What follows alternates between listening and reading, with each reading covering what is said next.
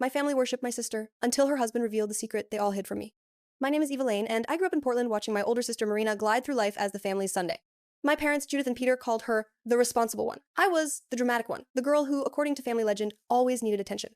When Marina announced her pregnancy at Sunday dinner, my mother cried like she'd won a medal, and my father declared it the best day of his life. They booked a luxury baby moon to Maui, hired a photographer for a 100-person shower, and filled a brand new nursery with top-shelf everything. I clapped, smiled, swallowed the bruise.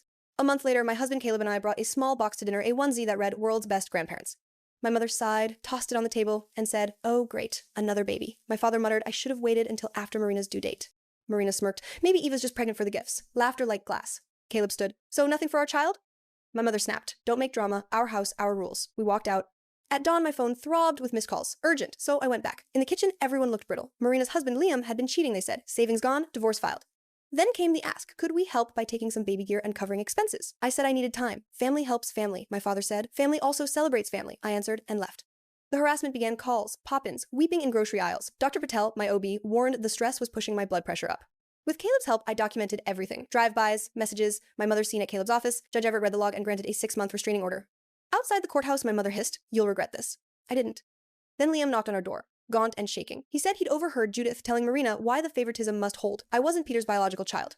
My mother had confessed years ago. Marina had known. Liam pressed play on his phone, Marina bragging to a friend about keeping me cut off, hinting she'd cash out gifts and twist any tragedy into sympathy. I felt the floor tilt and, strangely, steady. The truth didn't heal anything, but it mapped the wound. Liam took the recordings to my parents. The family story shattered. Apologies spilled toward me by text, by letter, by cousins I barely knew. I kept the boundary. Dr. Rowan, my therapist, named it scapegoat syndrome. Naming a storm doesn't stop it, she said, but it tells you which way to run. 3 weeks later, I delivered Ivy Grace, perfect and loud. Boxes arrived daily from my parents' designer clothes, rocking chairs, notes begging to meet our girl. I donated everything to the women's shelter. Aunt Moira, who'd watched the pattern for decades, moved to Portland, cradled Ivy, and whispered, "Your real father would be proud."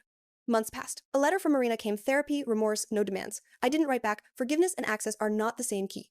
Today, Ivy is toddling, Caleb is laughing, and our small house feels wide with air and light. Sometimes people ask if I regret cutting off my family. I don't. The best revenge wasn't winning them over.